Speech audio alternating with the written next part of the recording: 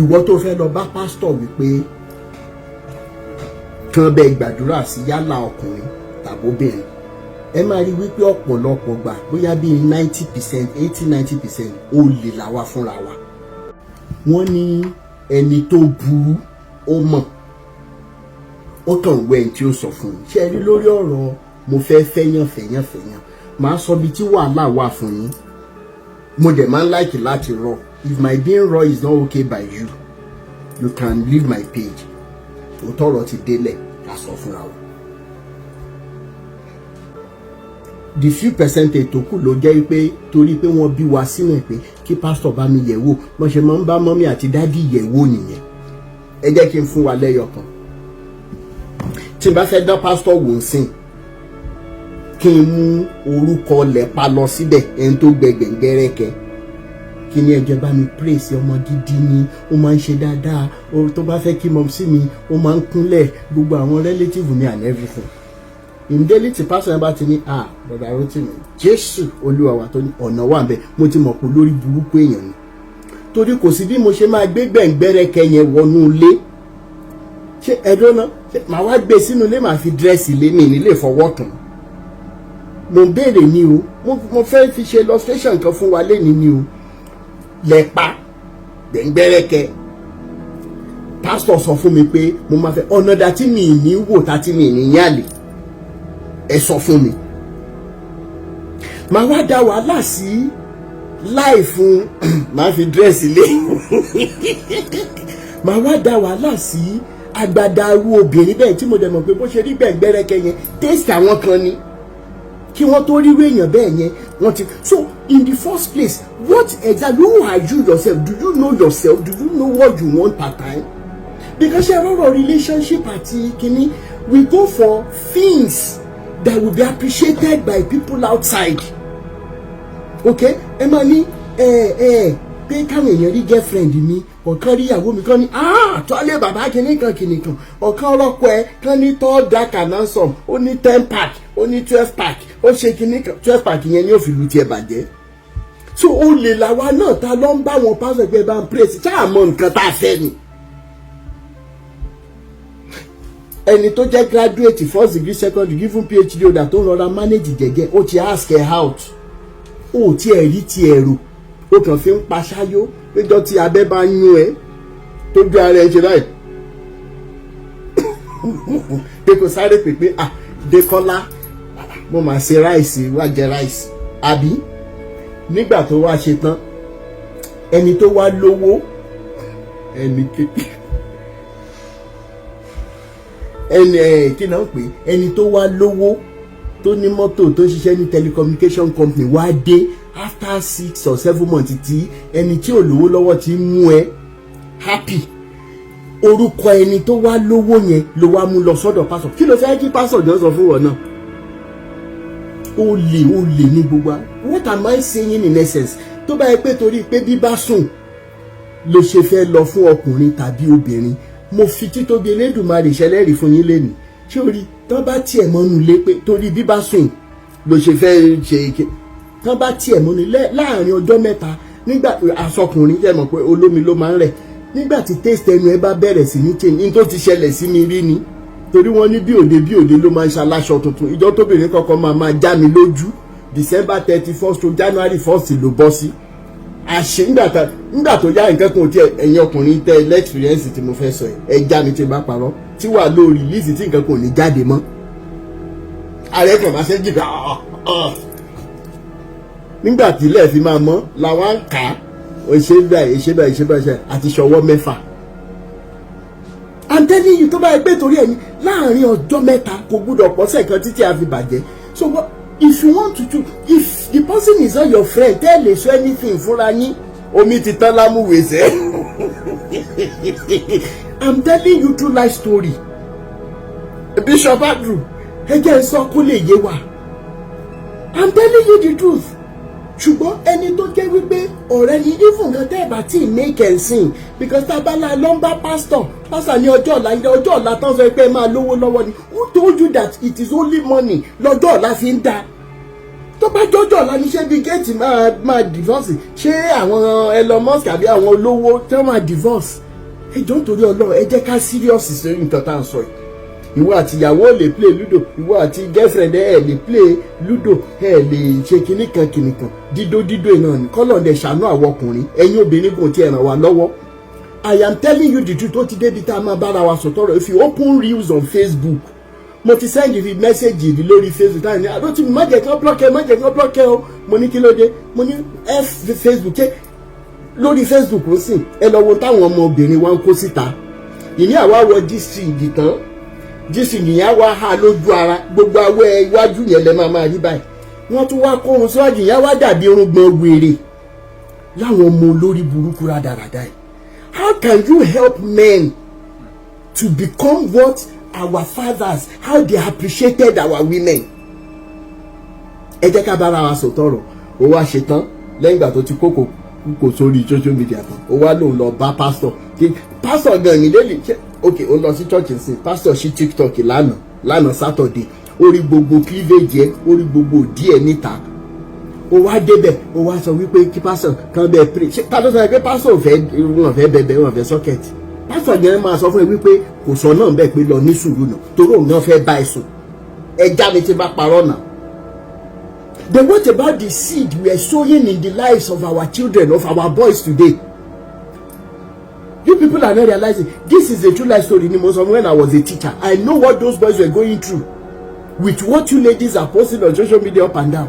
So when it comes to rock and pray for marriage, and then issues of marriages will become worse because in time of baba ńlá wa àti ìyá ńlá wa fi pamọ́ tó níyì tó pé tí àwọn dáàdì bá ti close ibi iṣẹ́ ńgbà yẹn wọ́n ń bọ̀ létà ní gbogbo ẹ̀ ló wà lórí ẹ̀rọ ayélujára. Kí ló dé tán wọ́n ń bọ̀ lé? Elédùmarè ràn wá lọ́wọ́. When we are ready for this discussion, we will come back to it. Lefty Flint, ẹ jẹ́ kí n sáré gbé yín sókè. Ṣé network yín wà pa?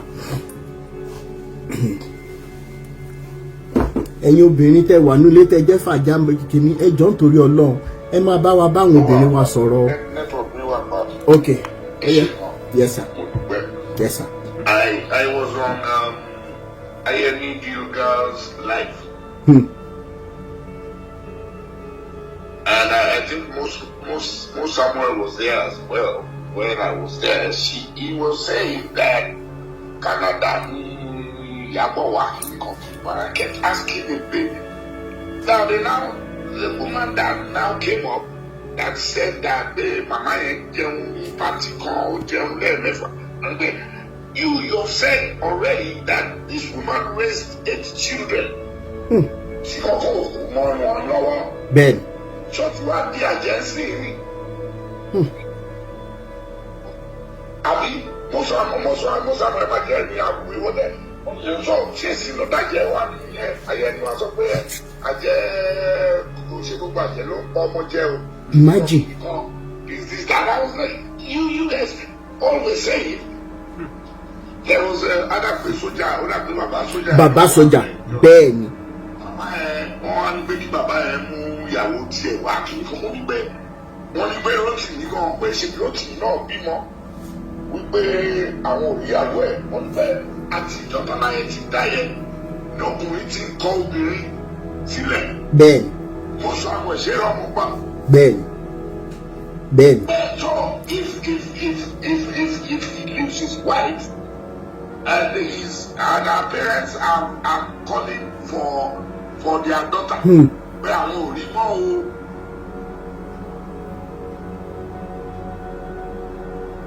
So they now dropped me. They dropped me because I was angry. Like, wọ́n fẹ́ gbọ́tọ̀ Ben. Eight children that have not died, none of them have died. You're now saying that she's a witch.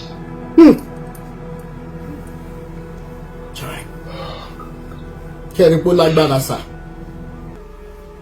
ó lágbára. Inú mi dẹ̀dùn wípé ibi tá a ti ẹ̀bọ̀rọ̀ dé ọwọ́ òfin máa take care tó kù torí wọ́n rò pa à ń ṣeré tẹ́lẹ̀. In fact, they said it to such an extent that Rotimi Daniels Foundation can never get money to pursue the case, meaning that wọ́n ti admit wípé ó yẹ kó jẹ́ ọ̀rọ̀ ìjọba.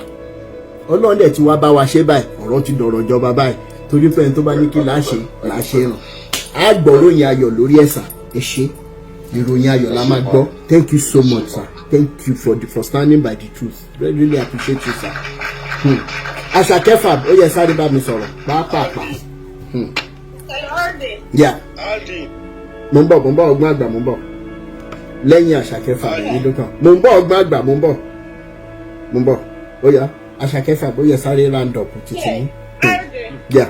ọjọ́ wo ni mo lọ sórí platform bàbá gíga yẹn náà wọ́n tẹ̀ jẹ́ kí n sọ̀rọ̀ jìnnà wọ́n ti já mi bọ́ mo béèrè pé first kátẹ̀ kọ́kọ́ bẹ̀rẹ̀ pọ̀ wọ́n ti ní oníṣẹ̀ṣe ni mo sọ fún bàbá gíga mo ní bíbélì sọ pé kẹ́ ẹ wádìí ohun gbogbo dájúdájú kẹ́ ẹ di eléyìí tó jẹ́ òtítọ́ ọbẹ̀ báìbù yẹn ló sọ bẹ́ẹ̀ mo ní kọ́ fún wa ní evidence pé oníṣẹ̀ṣe ni Rotimi kò lè mú evidence kó sọ kí ló fẹ́ wọ́n ṣáà attack wọ́n èèyàn kan wà bẹ́ẹ̀ tó wọ́n attack ó ti ọmọ ní kí ni foundation okay kátì ẹ̀ bẹ́ẹ̀ bá fẹ́ kátì ẹ̀ sọ̀rọ̀ okay what is the foundation of Christianity as what's the kí ló rúkọ ẹ Christianity wọ́n ìlọsókè street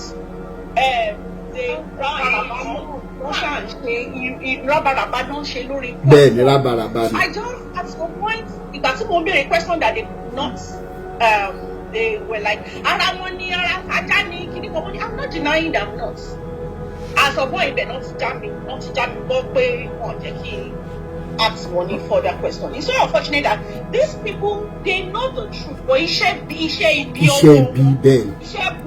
ọwọ́ wọn kò ní jẹ́ kán gba òótọ́ yẹn because once they commercialize this Christianity so ibi tán ti ń jẹ ọ̀nà tán ti ń jẹ nìyẹn so they are ready to tear apart anybody tó bá fẹ́ bà business yẹn jẹ́. That is what Ayeni Gilda is doing on this platform. You can imagine a man like that. Láì ṣobìnrin tó wá ń ṣẹnu lórí platform ní platform ni ó dẹ̀ pé rẹ̀ ní pastor ó yẹ ká tag àwọn ọmọ ọ̀dọ́ ẹ̀ kán rí bí pastor wọn ṣe ń ṣẹlẹ́yà lórí platform ní platform tó ń bú èbú láì ṣọmọdé láì ṣọmọ 20-25 years old. àti ẹ̀wà morúkọ church ẹ̀ ká máa tag wọn. At least it should be around late 40s or 50s there. Go to 60, that I'm sure. We are age bracket. The age bracket, no, I don't know ju boss la wa ni. Tó wá ṣẹlẹ́yà lórí àtijẹ àti mu. Ayeni Gilda. Tó mi ò lè gbà mí ò lè pè é ní uncle because tí ẹ lè jẹ́ class àwọn uncle. Ta ló lọ kú we will sure be age bracket. Bẹ́ẹ̀ni. Ayeni Gilda mo ṣì ṣiṣẹ́ lọ́wọ́ obìnrin ni mí olórí burúkú yìí máa wà lórí online láti for 24 hours máa rí ìran kọ́lọ́hún òfin hàn ìran tí ó pa wọ́n ọ̀rọ̀ ayé ara yín gan tí rí ayé ọmọ yín tí rí ìran sí àwọn tó wà lábúrọ̀d ní gbogbo yín máa ń rí àtàwọn olè àwọn ẹni ẹlẹ́ni tó ń ṣiṣẹ́ nínú oòrùn nínú òjò tó ń ṣiṣẹ́ olórí burúkú Ayeni Gilda lọ kọ́ iṣẹ́. Àwọn kan ti sọ lórí YouTube páwọn tiẹ̀ fẹ́ sanwó iṣẹ́ Àṣàkẹ́ Fab. Àwọn kan ti sọ wípé àwọn máa sanwó kíkọ́ṣẹ́.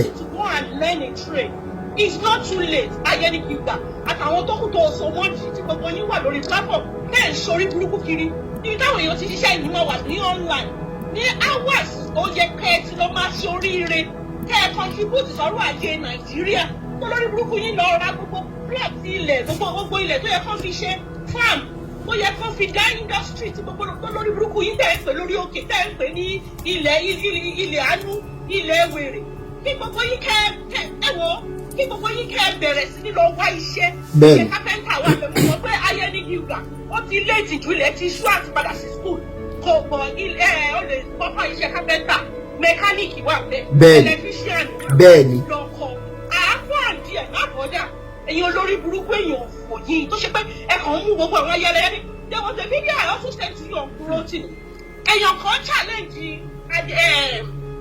NF àbí ṣe deeper life. Bẹ́ẹ̀ni lady yẹn bẹ́ẹ̀ni. ẹni ẹ bèrè question pé at least ní pé àwọn 15 ọgbà GO deeper life bẹ̀rẹ̀ church ní pé kí ni church kí ni deeper life what are deeper life plans for those 15 people because those people are already older parents now. they are not more wow. Ṣé gbọ́ response tí bàbá Kúmúyì fẹ́ nìyẹn.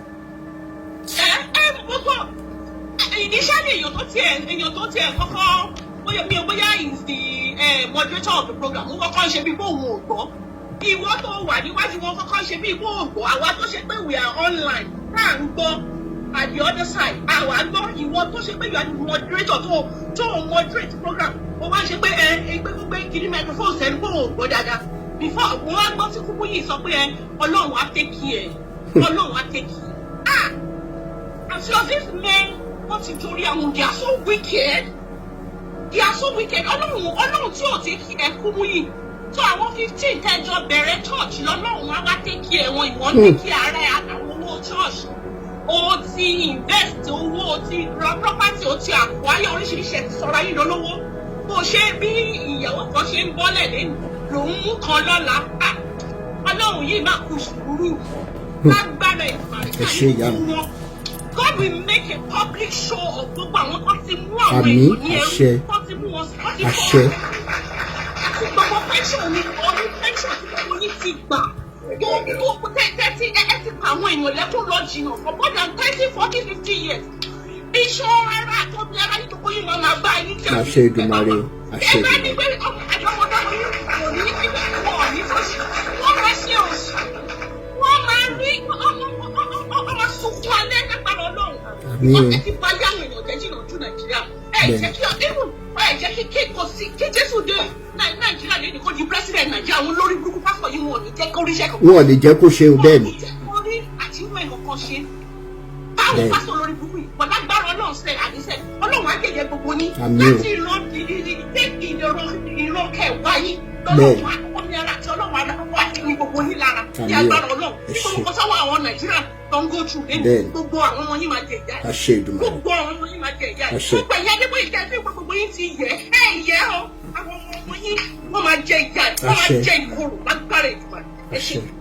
Thank you so much. Mo ń bọ̀ sà, mo ń ṣe ní ṣísẹ̀ntẹ̀lé ni. Ọgbọ́n àgbà ẹ jẹ́ kí n sáré gbé yín sókè. Ẹ jẹ́ kí ọgbọ́n àgbà sáré sọ̀rọ̀ finest papi. Ẹ ṣe jáde àti ẹ̀kalẹ̀. Ẹ̀kalẹ̀. Ẹ rí gbogbo ọ̀rọ̀ tí a kàn ń sọ látàárọ̀ ẹ̀ náà, inú mi dùn gidigidi sí program alẹ́. Mo fẹ́ ẹsẹ̀ rí mo tẹ̀ wo gbòsòwò kan tó ní pé ní òun ọ̀lọ́dọ̀ ló yá ọ̀rọ̀ àṣírí tí mi rẹ̀ máa tó tú ní ọ̀tẹ̀ mi bá tiẹ̀ wà lálẹ́. Ṣẹ́rí kan tẹ́mi ń fẹ́ bèrè lọ́wọ́ adé mi pé ṣe jẹ́ kí Olu Alo kó tiẹ̀ mọ́ mi mọ́ bá ṣe lè ṣe é kẹ́jẹ́ kó mo yẹ àwọn tó fẹ́ bá jà náà kó tó máa mú wo lọ́kọ̀tù because ọ̀rọ̀ bẹ́ẹ̀ fà á jáde ọ̀rọ̀ bẹ́ẹ̀ ẹnìkan lẹ wà ń bẹ́ẹ̀ tó sì ń wo lọ́kọ̀tù ẹ jẹ́ kọ́kọ́ mo yẹ àwọn tó fẹ́ bá jà that's number 1.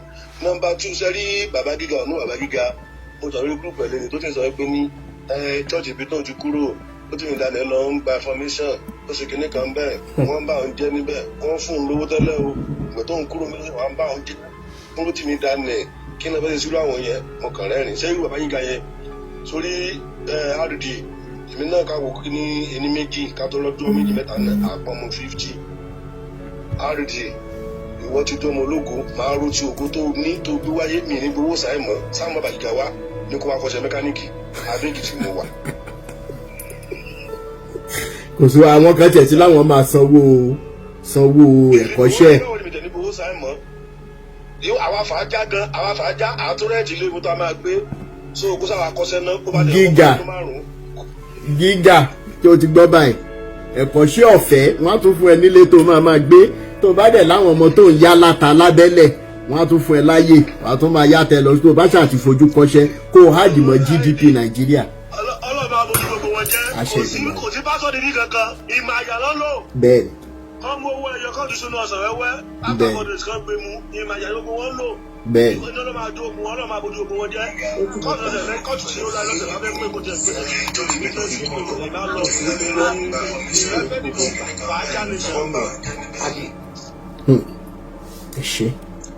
ẹ ṣé bàbá mi ò ní wá yín tì finest papi ó yẹ sáré gbóhùn sókè sá. mo ń bọ̀ wá fún mi láyọ̀. This is actually my first time of coming up. Okay. Yeah, that was one day that I felt was okay. I was sending message, bring me up. But but you understand. Well done, Auntie. You are doing a great job. You are doing a great job. For a long time, people like us, we have seen this thing. There's a post on my Facebook page, 2017, we were posting here. It's still there till today. When I wrote a scathing write-up against these so-called men of God. Well, I don't see them as men of God anyway. They are God of men. Everybody knows. They are God of men. Èmi gẹ́gẹ́ bí ẹnìkan ọjọ́ tí máa gòkè tí máa sọ àwọn àṣírí kan fẹ́ wá sọ lálẹ́. Èmi ní àwọn encounter tí mo dẹ̀ máa gbé orúkọ tí mo dẹ̀ máa máa bá wọn fà já. Ìjọ tí bá ti rẹ̀ di. Èmi ti fi I've left them. Let me even start. Aráàlú mi tó sọ̀rọ̀ sí Amalekiti máa anyway. Okay. Gilgal ò lè kọ́ṣẹ́ mọ́ o. It's not only Gilgal. Gbogbo wọn ò lè ṣiṣẹ́ ọwọ́ mọ́. Ipò ti bọ́. Ó ti bọ́. Kẹ́rìkìní wọ́n ti fi bà mentality. I mean, they don't want to impart the values of hard work into the young ones anymore. Nígbà tí ó dín di church leader tó yẹ pé church ló máa bọ́ ẹ lóúnjẹ, church ló máa fọ aráṣọ fún ẹ, church ló máa ra bàtà fún ẹ, church ló máa ra mọ́tò fún ẹ, church ló máa rẹ. So kí lè fẹ́ káwọn ọmọ ẹ ṣiṣẹ́ fún? You're already telling them that this is the shortest way to live an easy life.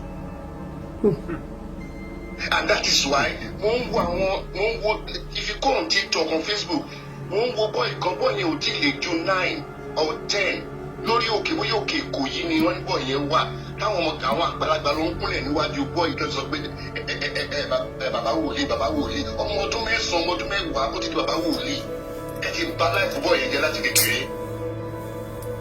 Àwọn ẹgbẹ́ ní China, àwọn ẹgbẹ́ ní kíní wọ́n ṣe research wọ́n design robotic ẹ̀yìn gbé ní bàbá wòlíì kò ní future. And this is what this Ayenigega, I think he sent me a friend request about 2 weeks ago, which I declined. I was surprised on TikTok. This man, mo program I'm not sure it's live.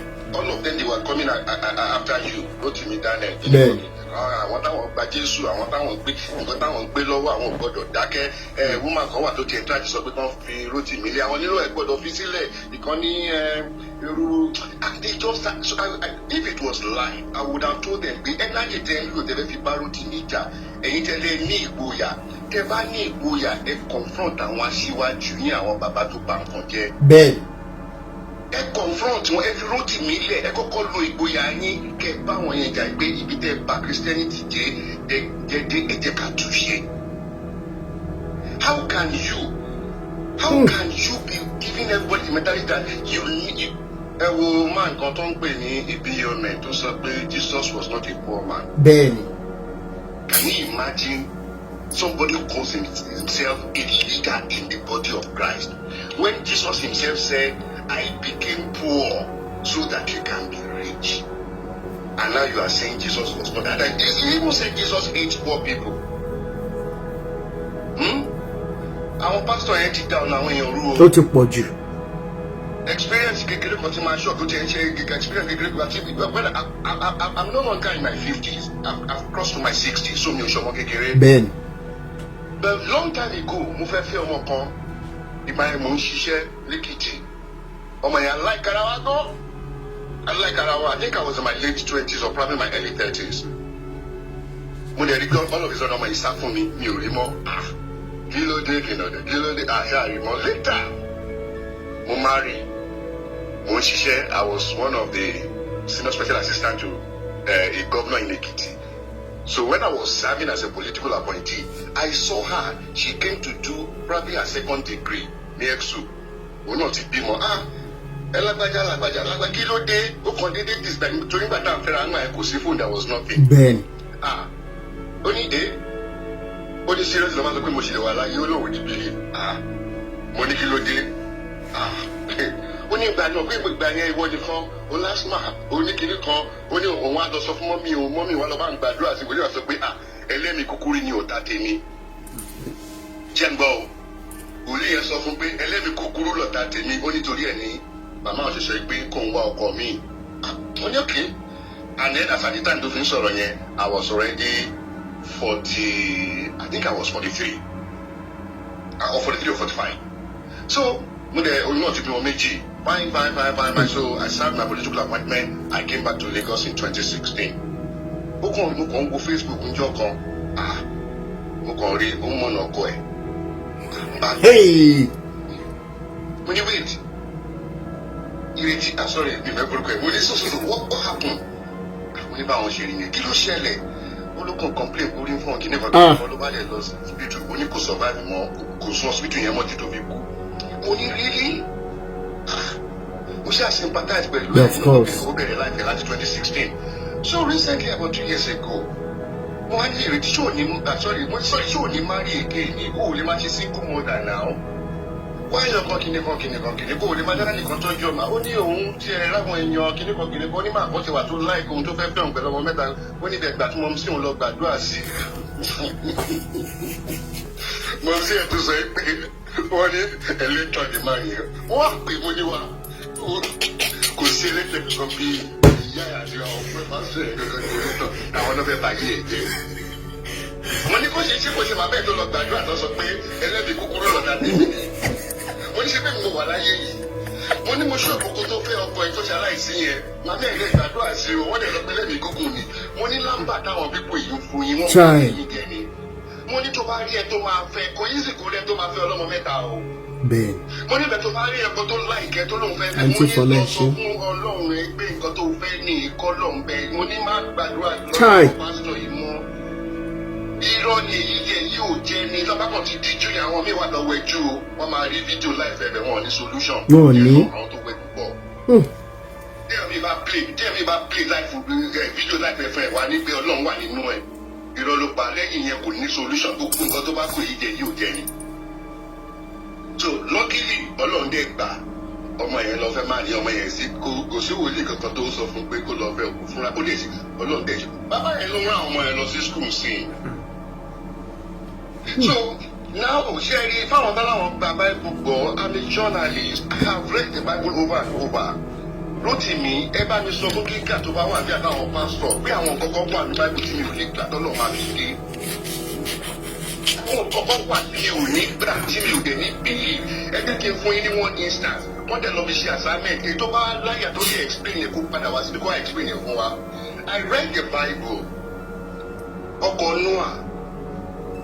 According to Bible, the measurement of that ark was 300 cubit length, 50 cubit wide, and 30 cubits high. Baba consider volume, length, breadth, and height. Then 50 cubit Bayii, ẹ jẹ́ kí n convert it to metric measurement. Kálí mọ́ 300 feet by metric measurement will be 137 meters. inú ẹ̀ náà kó erin sí o. Bẹ́ẹ̀ni o, ní fífẹ̀ 23 meters. Then ní gíga ẹ wá wo àwọn ẹran ẹjẹ kí n máa sọ fẹ́rí the largest animal tó wà láyé ló dẹ̀ wà ń gbà Bible. Wọ́n ń pe ẹranko yẹn it's a marine animal. Sifonomọ. It's bigger than the whale. Length ẹranko yẹn was 45 meters. Wọ́n save yẹn náà. Bóyá wọ́n sọ àwọn yẹn mọ́. Ní Ọlọ́run mo gbé inú àánú wọn ní lákọ̀ọ́lákọ̀. Oríṣiríṣi whale tó wà láyé yìí ó lé ní 20 gbogbo ẹ̀ wà ní Noah's Ark.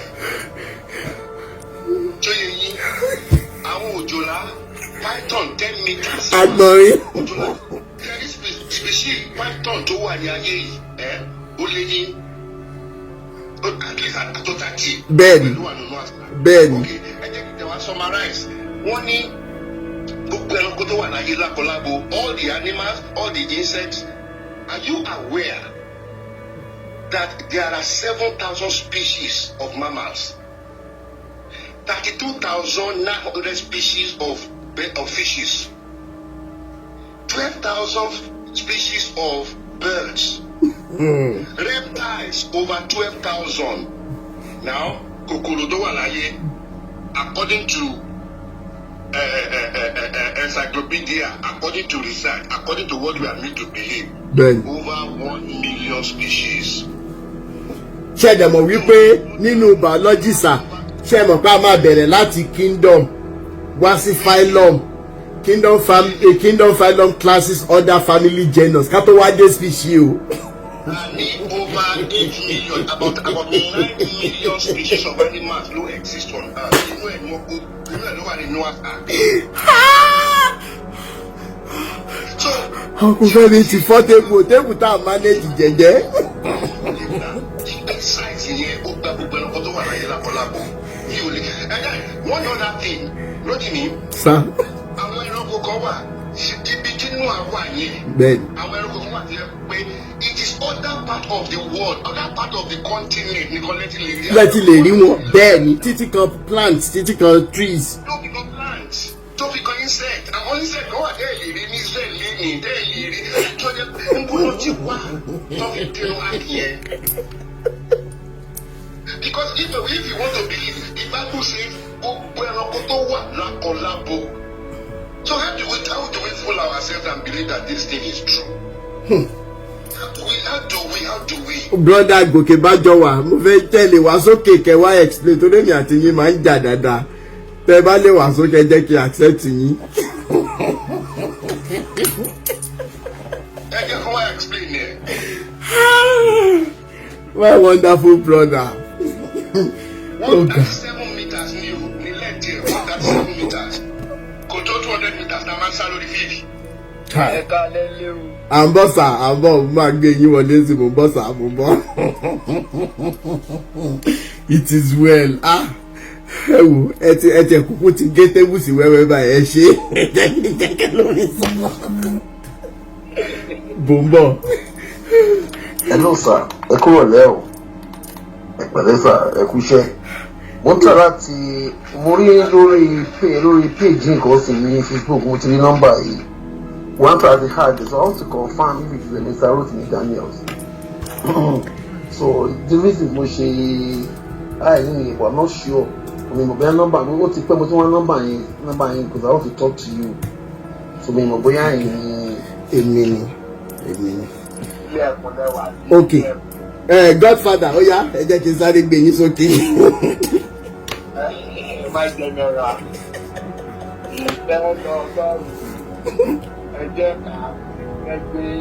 Bẹ́ẹ̀ni.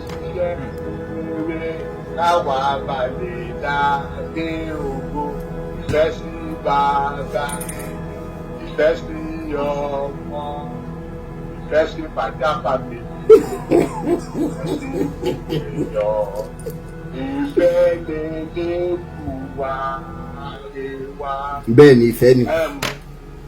Ẹ ká lé bàbá mi, gbẹ̀yìn fàjà nation, mo kí yín lọ́kùnrin lóbìnrin, ẹni pé káàdì quiet, Godfather for a while. Tọ́ba ti fún báyìí wá, àlè sọ̀rọ̀. Ọ̀nà àdúgbò ẹ̀kọ́ náà. Bàbá jìgà, wọ́n sàmọ̀ wá lórí náà lálẹ́ yìí. Èmi àti mo sàmọ̀ la kọ́kọ́ lọ sórí program àbò lórí burúkú yẹn ní about a month ago. Ìgbà tá a dé bẹ̀ tí mo sọ̀rọ̀. Bàbá jìgà, ó ń bẹ̀rù ó ní Godfather padà lọ bá wọn fàájà family yẹn kẹ ìjọ tó yọ lọ́hùn any evidence tẹ bá ní ẹ tọ́jú ẹ kẹ ìlú ká sọ ní ìtòbítòbí mo ṣàpẹ̀ tí bá ń gbọ́ kẹ máa jáde lálẹ́ yìí. A rí bàbá jìgà àti èèyàn ọlọ́run. Bẹ́ẹ̀ni. Láì mọ̀ pé olórí gbogbo èèyàn ni. Àwọn bàbá ta túbọ̀ pé ó já atúláwọ̀ kan tó jẹ́ pé ọ̀rọ̀ bíbélì wọn tán pátá mọ̀ pé sítórì náà ni láti ṣe kìíní. Ó ń pè mí personally, ó sọ fún mi pé Godfather ẹjọ́ torí ọlọ́run ẹ fi gbogbo ẹ̀ sílẹ̀ ó dá ìdá o. A dẹ̀ sọ̀rọ̀ nígbà yẹn lọ́dọ̀ epo lórí gbogbo ẹ̀. Ó máa fi wá pa táà lórí ilẹ̀. Ṣé ó fẹ́ popular ni? Ó máa popular. Ẹ mọ̀ pé bẹ́ẹ̀ mi ṣe máa sọ pé tó máa ń ṣẹlẹ̀ nìyẹn. Báṣìta fún Olu Alo wípé the next 3 years Olu Alo ìbádà kò ṣẹ̀wọ̀n kan kó dá gbogbo bàbá jìgà you are the best yóò ti tó bá ṣẹlẹ̀ tó lọ́dún tó bá ṣẹlẹ̀ lẹ́nu pé ọmọdé Ìyábọ̀ ó ó gbọ́dọ̀ mọ̀ pé ìyá ìyàbọ̀ àtẹ́nu tó bá ṣe kó lórí gbogbo ẹ̀ bá sọ ìyá ní game over it is finished. Ẹ wo báwa àgbàdá ṣe ń ṣe làwọn ọmọ Ìgbò náà ṣe ti wọ́n àwọn Haúsá ṣe wọ́n ìbẹ̀rẹ̀ ṣe ti gbogbo ẹ ti já pọ̀. You are not joking. You are not. You are not joking. Enough is enough. Bẹ́ẹ̀ni. Ẹ lè tó o possible ìwọ mẹ́rin wo ò lè tó ṣe. Ìwọ mẹ́rin wo ò lè tó ṣe. Kò possible. Olu Alo wàá ṣẹ́ wọ̀n lọ́wọ́ èmi pásítọ̀ ìbọn padà máa wá wẹ̀ ní prison yard. Nítorí pé àwọn ọkọ tó ti ìyàwó ẹ̀ ṣe ọ̀nà tó táwọn ọmọ wá ẹni sọ gbogbo wọn ní ìdílé. But ẹ jẹ́ mọ́ bá wa power tap network. This is not Mohbad State. If you guys do otherwise, the international world, wọ́n máa dá sọ́rọ̀ tó wà lẹ́nu o. Bẹ́ẹ̀ni. Kọ́tà kọ̀bìnrin lọ́wọ́ Olu Alo yìí níbo nìyàwó ẹ wà àtọmọ. Àwọn dádì wa àṣì òní agbọ́pẹ́ ti ṣe orúkọ yí padà kí lẹ ṣe díẹ̀ sí ọ̀dẹ̀ tó ń wù ní ìwọ kí lórúkọ àṣì òní ti làgbáyé já àgbà tó jẹ́ àgbẹ̀wọ́ọ̀dì ṣe gbogbo ìlú náà sí àtẹ́pẹ́ akọ̀ọ́fin yé páàkì. Àdédédúgbalè lọ́wọ́ ní iṣẹ́ kò ṣe ìlú. Àwọn táwọn lọ sí àwa dẹ́rù gbọ́ngbà. Ó máa ṣe é. It is well. Ọmọ bàbá yìí, ọmọ wa tó kó mi, oṣù kíkó, gbogbo ìtẹ̀ ìbò nílé, ẹ̀rù ìbọn ṣe gbogbo àwọn ọmọ mi rẹ̀. It is finished. It is finished. Game over.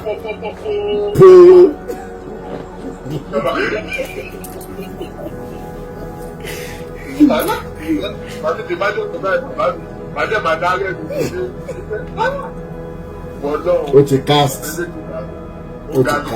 It is well, Dada. Ìyá ìyàbọ̀, ìyá arúgbó yẹn pẹ̀lú ìtara ìyá yẹn kí táwọn kan yìí jáde tọ́jà ẹ̀ sọ̀rọ̀ gbogbo nǹkan tí ìyá yẹn gbójú létí ìwọ̀njú ìwọ̀njú ti di 10 generation ló máa rí. Àṣẹ Èdùmàrè.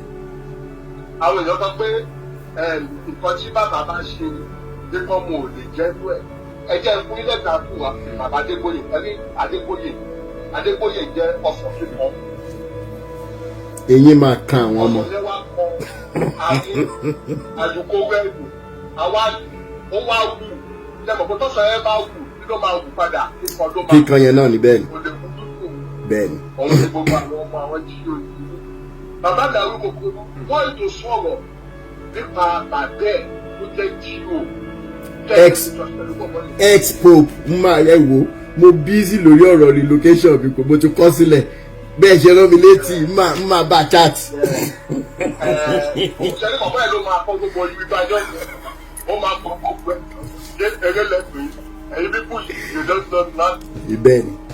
Kíkà ó máa ṣe ẹ̀wọ̀n tó bá ṣẹ̀wọ̀n ó máa já òbí 3 years lápò ẹ̀. Ìdájọ́ tó dáná bá gbàdúrà náà máa gbà torí pé wọ́n pè wá ní pé àwọn ọmọ èṣù àwọn ọmọ tí wọn ò bímọ àwọn obìnrin wa àwọn ọ̀yá wa ó pè wọ́n pé torí wọ́n ní pé ọ̀ọ́ni ọkọ nílé ọjọ́ single mother ẹ̀ á mọ̀ pé gbogbo wa single mother single father single everything àníyàwó àníyàn. Èyí tó sọ nìyẹn èyí tí wọ́n ló sọ nìyẹn bẹ́ẹ̀ ni. Àwọn ẹ̀ka èèyàn bàbá mi ẹ̀ máa dé tó ṣe bàbá mi. Àdìsílẹ̀ agbára ó tún yá pọ̀. Ẹ ṣé bàbá mi.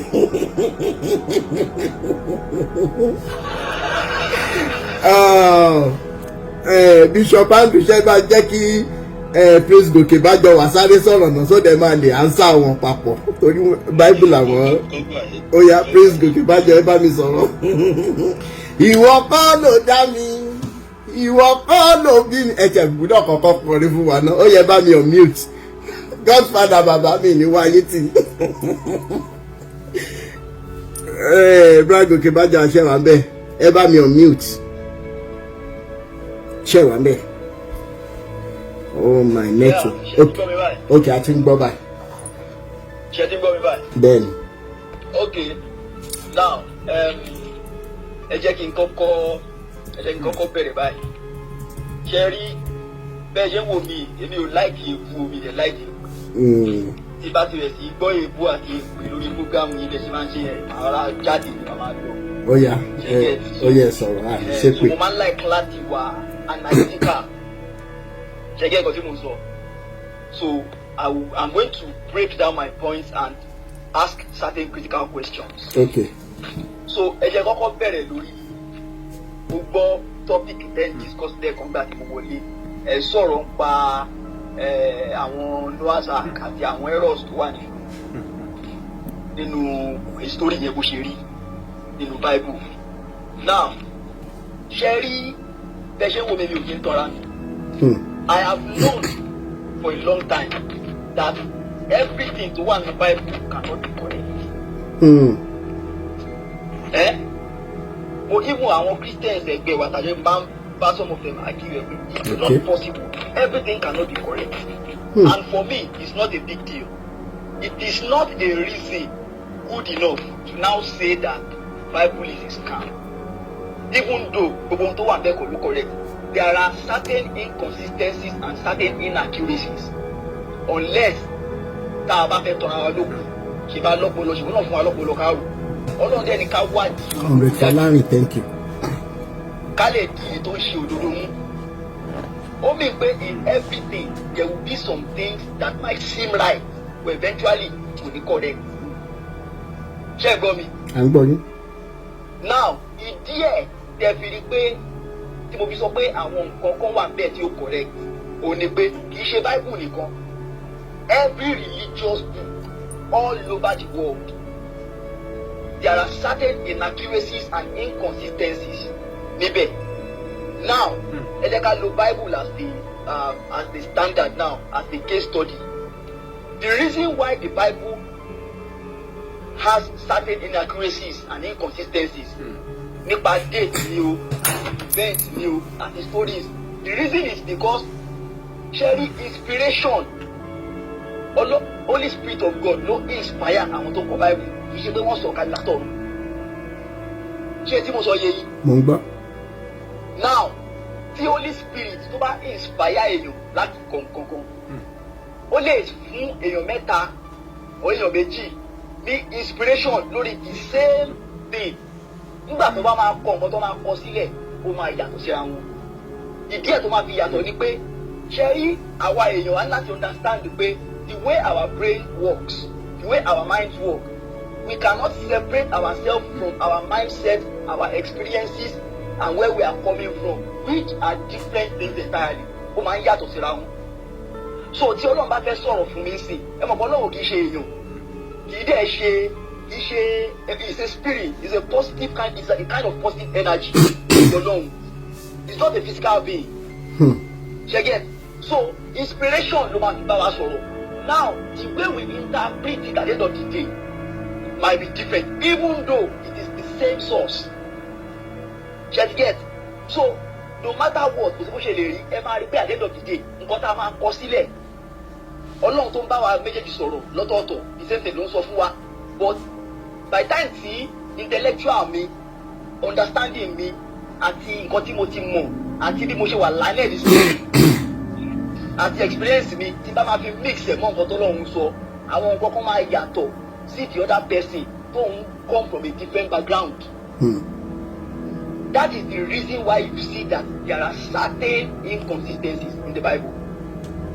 Even in recent times àwọn scientists wọ́n ti ń àwọn research tí wọ́n ṣe these days there are so many things tí wọ́n ti ń find out tí wọ́n ti ń rí pé tọ́wọ́n bá padà sínú Bible àwọn orí kódà pé àwọn tí Bible sọ nígbà kan báyìí ó sọ in a way tó jẹ́ kó dàbí pé kò yé wọn kò ní àwọn tí rí pé kó dàbí pé kò sọ ilé kó dàbí pé correct just the same way tí à ń rí àwọn nǹkan mi tá à ń sọ pé báwo lè ṣe lè kó ti rú Noah's Ark yẹn sí báyìí àmì kò make sense now àwọn nǹkan kan wà dọ̀ bẹ́ẹ̀ báwo lẹ ṣe máa sọ pé gbogbo ẹranko tó wà ní gbogbo àgbáyé ẹ wo location bíi kíni ẹ wà ẹ wo àwọn ẹranko tó lẹ pé location wọn ó yàtọ̀ pátápátá síbi tí event yẹn wà ṣẹgẹ níbo ni ẹranko ẹ fẹ́ gbà débẹ̀ and then a lot of other things ta tún lè sọ láti fi disprove dispute fact yẹn.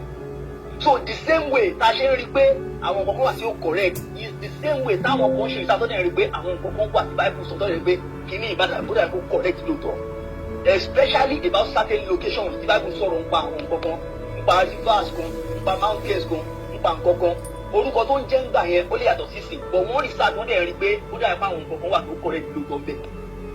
Now ẹ̀dẹ́ka kúrò lórí yẹn. Ṣé ti get point mi lórí ibi tí mo sọ yẹn. Mo fẹ́ kẹ́ land ní ká tó wá.